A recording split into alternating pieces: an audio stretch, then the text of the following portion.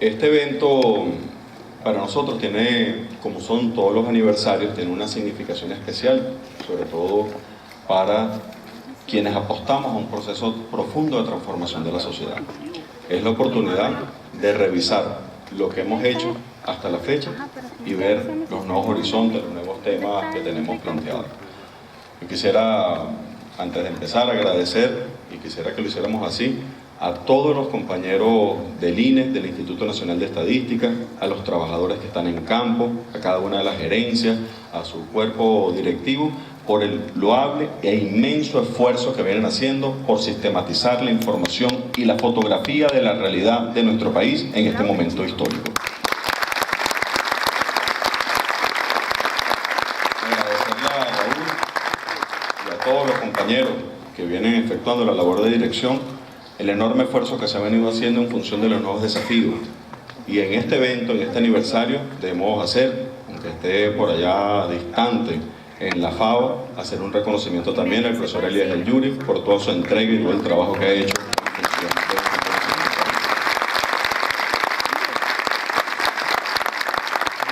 Fíjense lo siguiente, yo quisiera contextualizar este aspecto, porque es un tema fundamental desde el punto de vista de lo que estamos trabajando. La revolución bolivariana asume las estadísticas con un profundo rigor científico.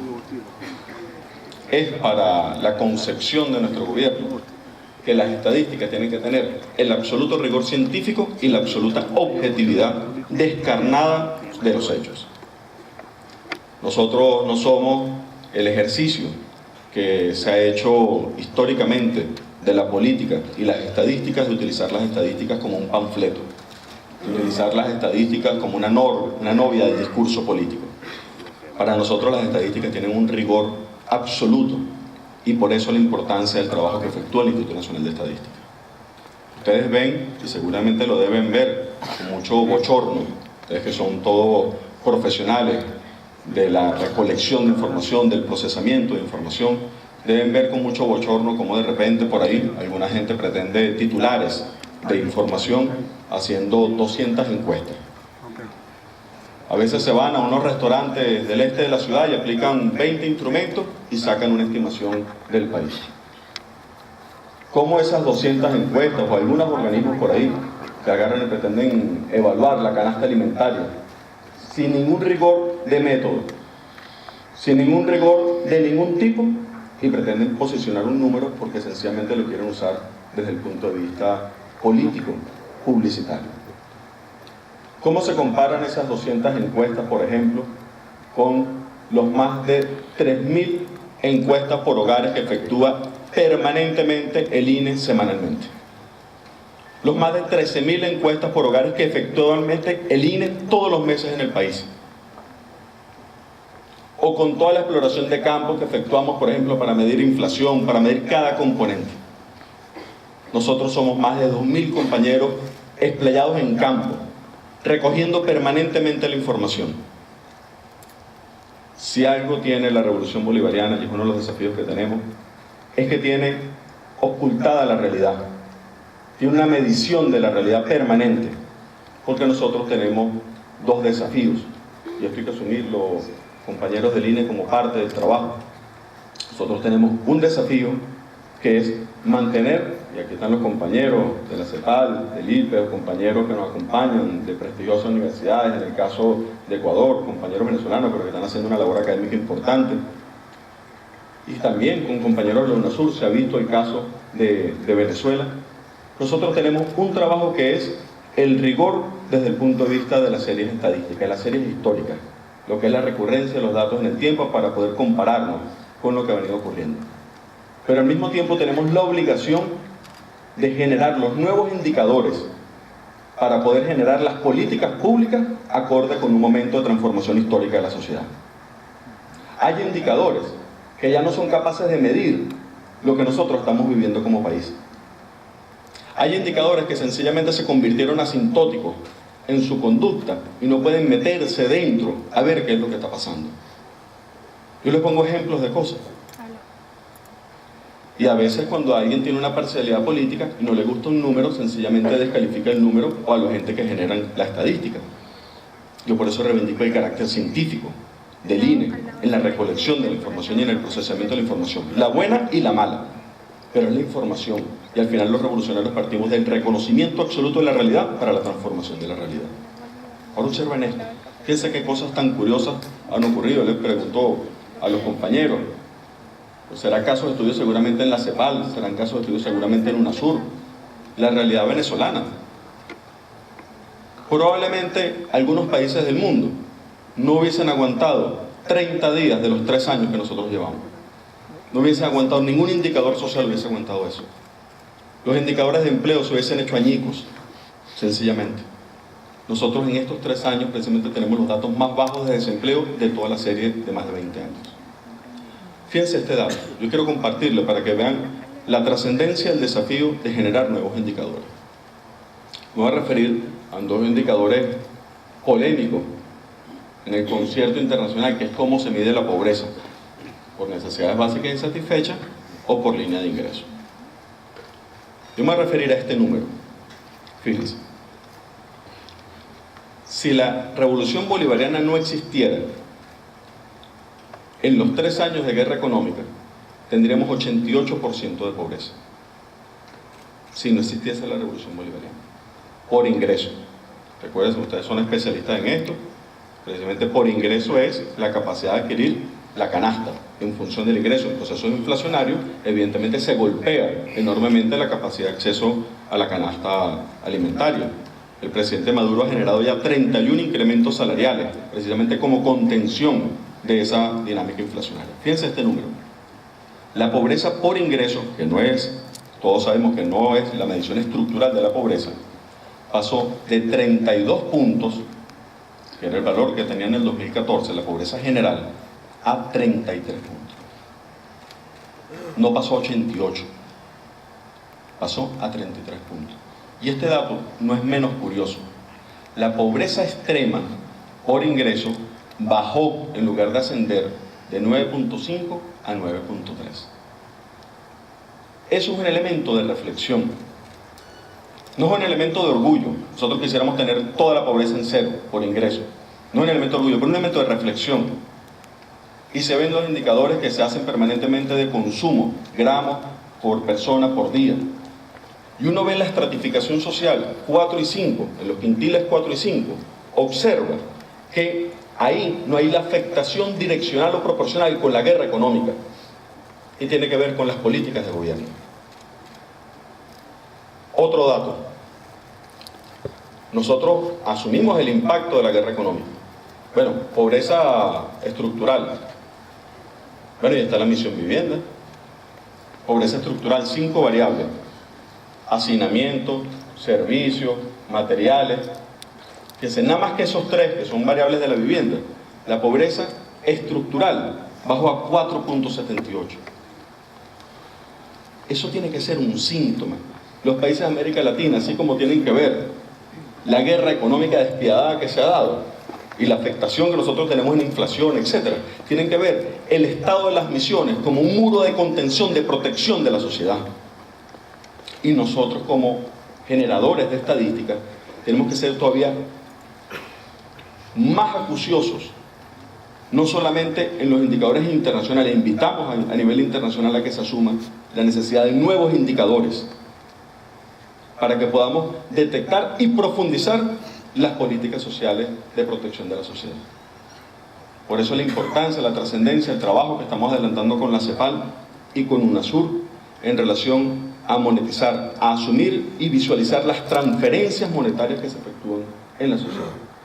Decía los compañeros de UNASUR que Venezuela es una especie de ruptura de paradigma, y ellos estiman que el 17% del Producto Interno Bruto está en transferencias.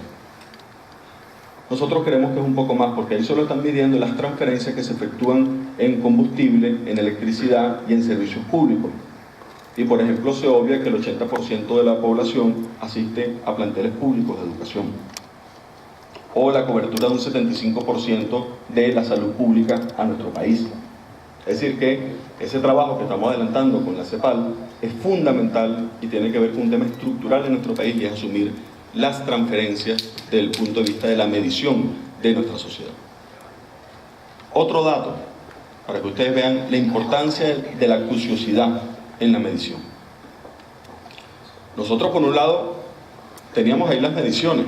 El Instituto Nacional de Estadística, desde el 2014, cambió la frecuencia y cambió el tamaño de la muestra para poder medir el comportamiento del abastecimiento y el comportamiento del consumo de gramos por persona por día.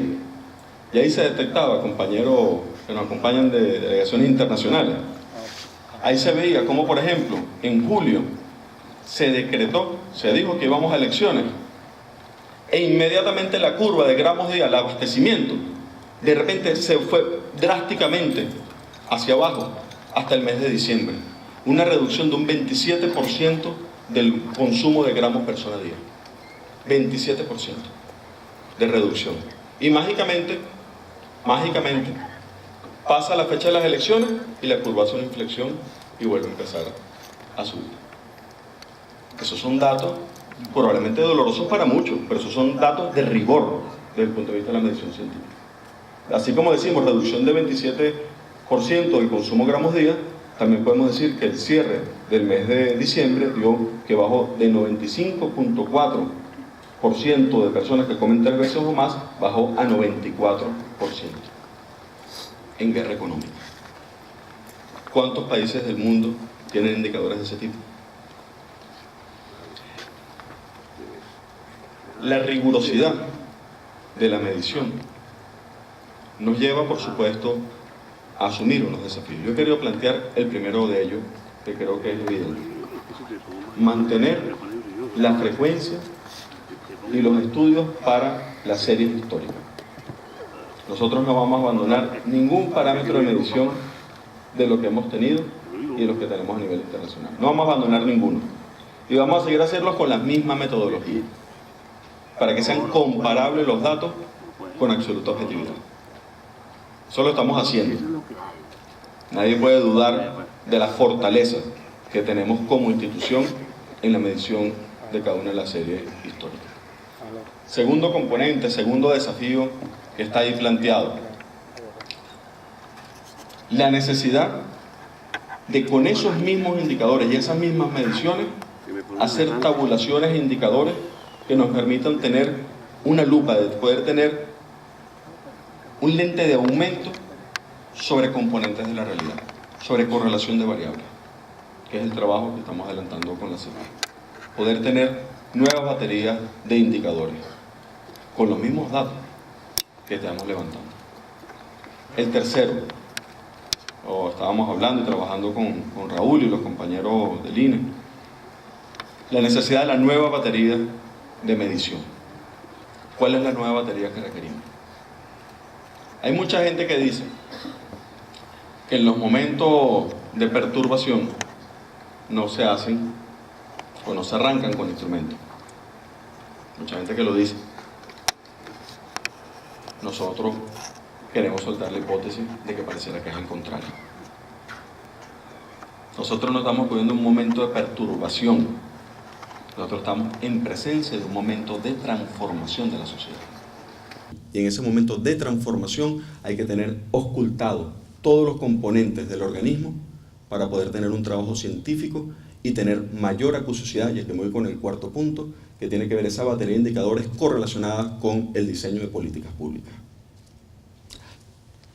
La estadística y los indicadores corresponden con una posición que se quiere medir.